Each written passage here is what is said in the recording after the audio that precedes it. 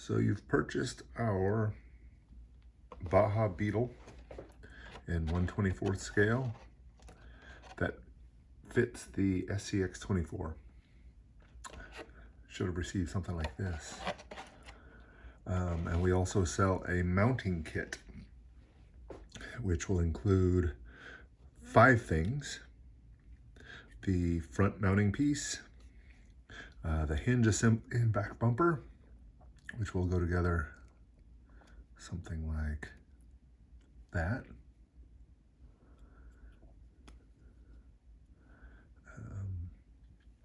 The receiver for the magnet, this part mounts to the body on the inside, and 2 magnets. So we'll go over how to assemble these. Aside from the painting supplies, just to fit the canopy, you're going to need a 1.3mm driver because that's the size of the screws on the SCX24. And I've got a Dubro Racing lexan body trim and hole reaming kit I'll be using. So let's get all this stuff out of the way and start looking at the project. So there are several SCX24s, as you know. All 3 or 4 of them have different body mounting styles. This Baja Beetle and mounting kit does not fit the new Gladiator. The Gladiator is just too big for it. It doesn't look right.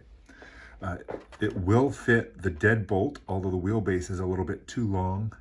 So it fits and it looks okay, but the wheel openings are just not quite perfect. However, the wheelbase of the C10 Chevy is perfect for this body, as is the new 2019 Jeep. So it'll fit both of those perfectly. Mounting wise, I'm going to go over a couple of things, but they mount differently. So on the Deadbolt, for the rear bumper, you have this little piece that looks like this. And it sits in between the frame rails right there. But the Jeep and the C10, for the rear mount, both have this. I'm going to bring these a little bit closer. Both have these independent little mounts. In any case, you're going to be removing those and replacing it with this part that we've created, and it just replaces more in the style of the Deadbolt bumper. So it'll mount right in there once this is removed. You'll be reusing all the screws we take out to mount this as well. In the front, the Deadbolt and the C10 are similar in that they use individual body posts here, whereas the Jeep has this bridge piece that uses the same spacing on the body, or the spacing might be a little bit different actually. It uses the same holes, but instead of independent posts, you have this bridge piece that comes across, and that's so that there's only one body hole in the body rather than 2. But it changes how we're going to mount our front magnetic mount. Basically, these 2 posts are going to be removed and put through the holes in here and then secured back down. Whereas in here, this bridge piece is going to come off and it will go through those holes and mount in. So here's where it gets tricky. The Jeep was just released. This is February of 2022. We had already sent the prototype design for the front mount off to be printed in SLS printing. So that's what we have. This is a PLA printed prototype, which I'll be using prototype for today. But when we were using the individual posts, the prototype worked fine. When we saw the Jeep and the single bridged piece, the hole spacing was like just 1.5 millimeters off, but it caused the posts to splay out, and we were afraid they were going to break. So on the website, When you're ordering the mounting kit, the SLS pieces will only really work on the C10 and the SCX24. If you have a Jeep, let us know when you're ordering in the comments, and we will swap out the SLS printed piece for the newer designed PLA printed piece with the wider hole spacing, which is what we're going to be using today, is the prototype wider piece. There will be no extra cost unless you want both. If you want both the SLS piece for the individual posts and the PLA piece, then you need to order both parts on our website. I can put links to those below in the description, so you can find that stuff. So I'm going to do the conversion today on the Jeep, and where it differs in mounting on the Chevy, I'll just make a note and try to show the differences. It's very, very similar. So we'll come back to this when we need it. Right now, we're going to go ahead and start tearing down what we need to tear down to make the conversion on here. So grab your 1.3mm driver and you can start removing screws. There are 2 screws holding this little bridge piece into the post stanchions. Save the screws. We'll be needing all of these back and maybe a couple of more to do the complete install.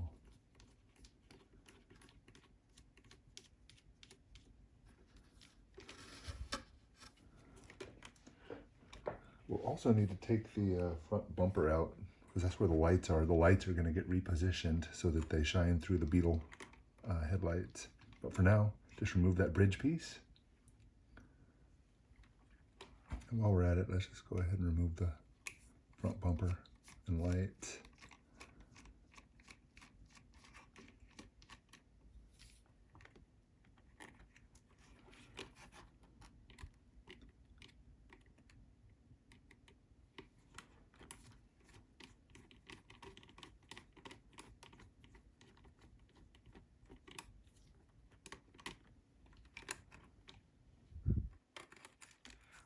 The lights are just press in. They will just pull right out. But you might need to pull that little tang a bit to spring it, because they do kind of pop in. There's one. And the other little tang right there. I'm just prying with my thumb so it'll pop out. This is the front bumper. We won't need this anymore, so set that aside.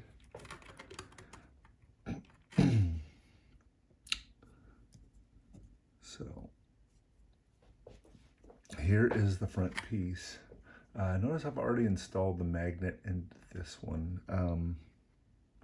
If you use something like Shoe Goo or E6000, it really does take about 24 hours for it to completely set up so that the magnets don't pull back out. So I went ahead and installed the magnet. You just take a dot of the glue, put it in there and just press the magnet in.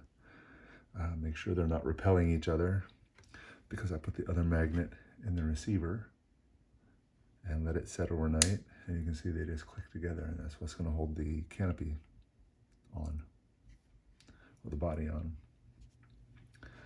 As far as mounting this, the headlights now pop right into those holes. They should be a pretty secure press fit. If not, a little touch of the Shoe Goo or E6000 will hold them in there, but you can see these are in there pretty good. Then this bridge piece that we were talking about goes through the holes. And this is where that 1.5 millimeters off on the prototype kind of messed us up. It does need to go under the wires. So on the SLS printed pieces, the alignment is not quite right. It works fine on the individual posts of the Chevy, but on the Jeep, they don't press through as easily like that. Once they're on there though, and then just press the post back down and install the screws.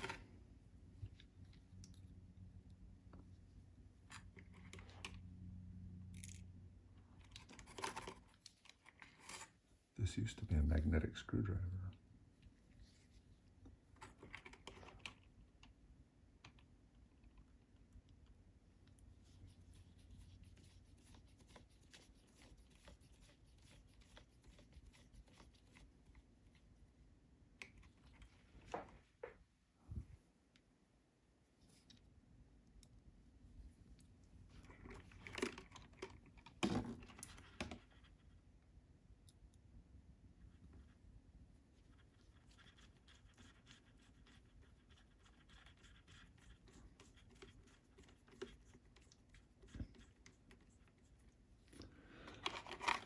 And that's it for installing the front mount.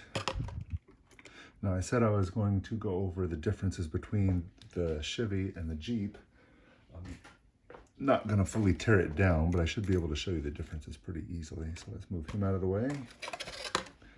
So you can see on the Blazer, instead of that bridge piece going across, you've got these individual stanchions. So same, you're going to remove the bumper, remove the lights out, take those two screws out for the stanchions, but instead the installation is identical except for putting the bridge piece through at the same time. You're going to individually put these posts through. The only thing worth mentioning is after you press the posts through the front magnetic mounting piece, these need to be swung around 180 degrees to the rear so that they stay out of the way. So once you take this out, put it through the mounting plate, which I don't have another one here with me because I just installed it. This will go through the mounting plate with the posts facing to the rear, and then reinstall the screw. And aside from that, it's identical. So I'm going to go ahead and set this back out of the way. So let's go ahead and continue with the Jeep install. So the next step is to remove the rear mounting points of the stock body, which is this rear screw and both frame rails. So just remove that screw and this one.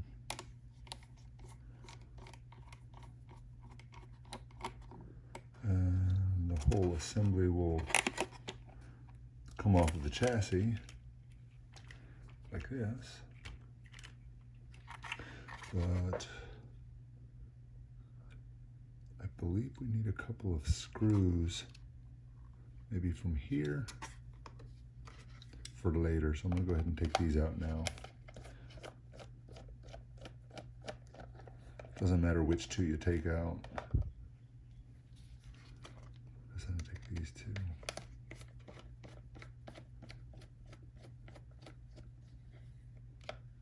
We may need a couple of more. I can't remember off the top of my head. So where that varies with the Deadbolt is on the Deadbolt, you'll have this piece. And the frames are a little bit wider, I think. I can probably force it. But on the Deadbolt, you have something like that on the rear. And you'll just need to take that screw and that screw out, and then remove the body from here. So this goes right in there, like that, and screws in, but it's easier to install the hinge outside of the body, so we're not going to install that yet. So now you've got this hinge piece, and you've got that rear bumper mount. I think the tendency would be to put it like that, but that's backwards. It goes like that, so that when it's flipped up like this, this curve right here matches the curvature of the rear of the body, because it's going to mount right in the license plate area.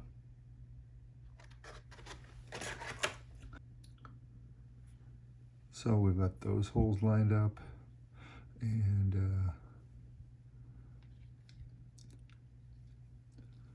install a screw in each one of the hinge locations.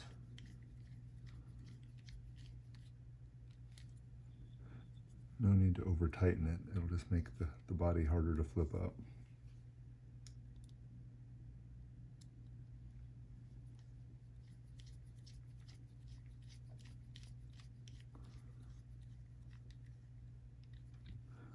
this should still move fairly freely. I mean, it's not going to flop, but it does move freely. Now we can go ahead and install that piece into the rear bumper. 2 more screws.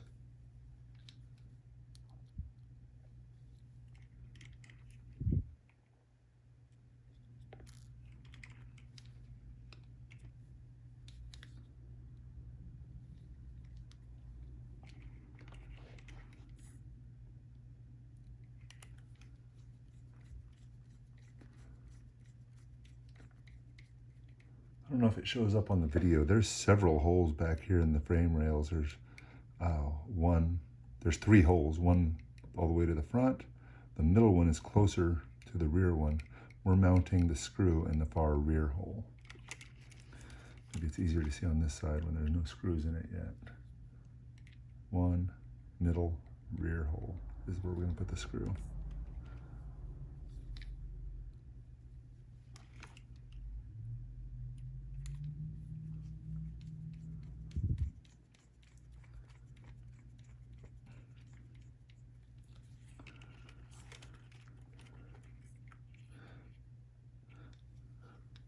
That's pretty much it for what we're doing to the SCX24. The rest is sort of custom mounting the body on. So you kind of see how it's going to fit now. We've got to first locate and drill out the holes for the rear mount, which can be kind of tricky.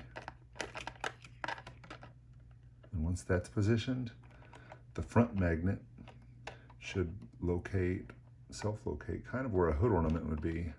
So we'll have that screw hole to hold on the front magnet right around here somewhere. And I think we'll do that after we locate the rear holes.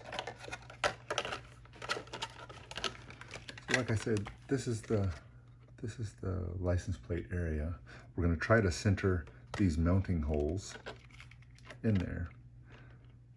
One other note, you might notice it's easier to mount this before you paint because we can see through it at this point still. So you do not want to paint your body before you mount it. And it's always a good idea to have all your holes drilled and everything cut first before you paint anyway. So yeah, make sure you mount this before you paint it so we can see through the thing. So to do this, I'm going to get my scissor and reamer set, and now we need the reamer.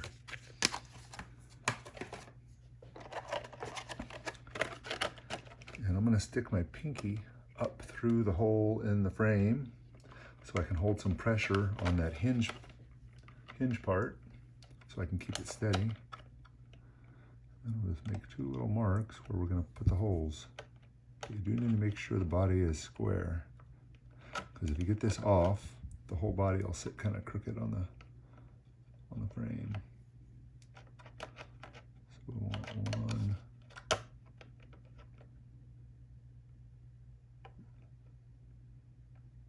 There. I'm just making a mark now. And 1 there.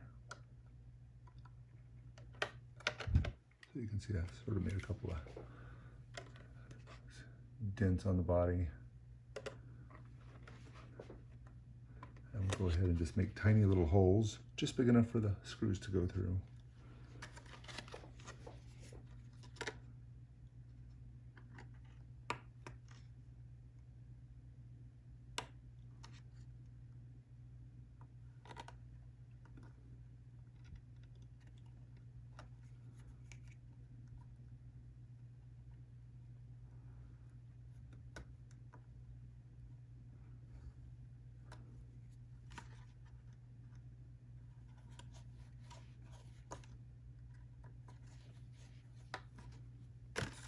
Like that.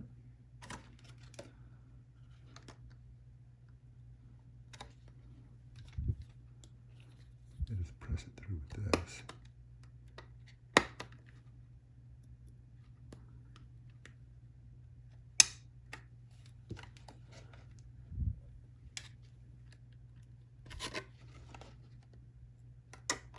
Once we press those through, now we can go ahead and screw that onto the rear mount.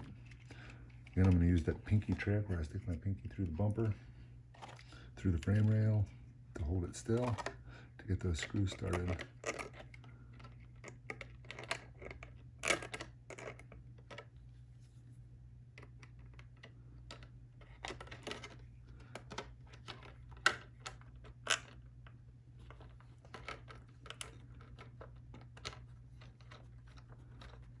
I would start each one a few threads and then go down a few turns at a time. My fingers are really too big to do that. It's necessary.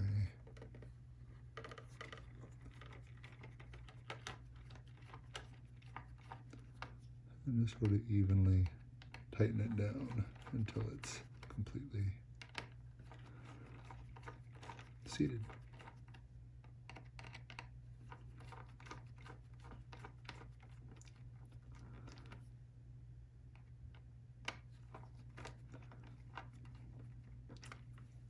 There we go. That's completely on there. Now this is where some fine trimming comes in. There's no mark on the front of where exactly to cut the lexan, but you can see this is hitting the top of the servo. So we're gonna have to trim that a little bit. So I'm gonna trim a little bit closer to the license plate.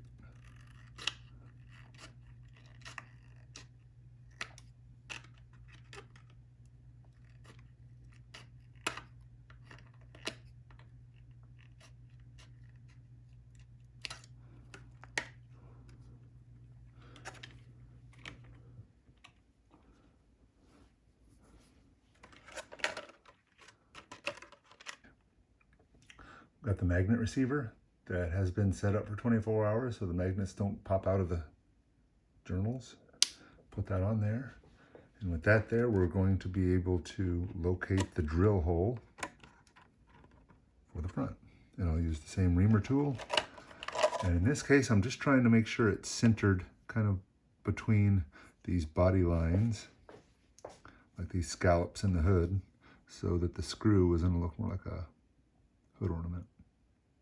Right about there. Again, just a little hole. And you can punch it through with the 1.3 driver, if it's big enough yet.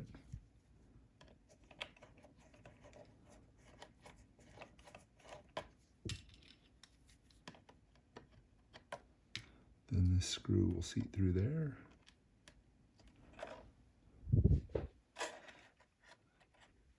And we can screw that right into the magnetic receiver.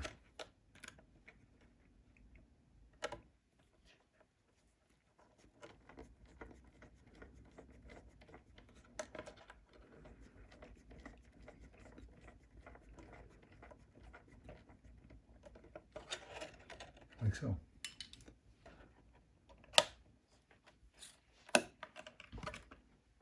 And that is fully mounted. So I don't have a, actually I do have my own deadbolt that's already been mounted. So we talked about how the wheelbase of the deadbolt is just slightly longer than the Jeep and the Chevy. So the wheel holes, the wheel openings, line up to the wheels much better on this model than the deadbolt. But the deadbolt does work. So I'm going to grab mine real quick. It's not quite stock, but you can see how it fits. So you can see the wheel openings on the rear are a little bit forward of the wheel, of where the wheels are located here. And then for crawling, I actually have larger wheels in the front than the back, so it looks kind of funny. And then I had to, because of the larger wheels, I had to cut out some of the fender in order for the wheel to lift all the way up. But this is essentially what it looks like finished out on the SCX24 Deadbolt. And then again, we just mounted on the Jeep, and the Chevy Blazer would look the same as well. So like I said, I will put links down below to where you can buy the body, the mounting kit, and the separate PLA printed piece if you need it for the Jeep that has that bridge piece rather than the individual posts like the Deadbolt and the Blazer. So that's it. Thanks.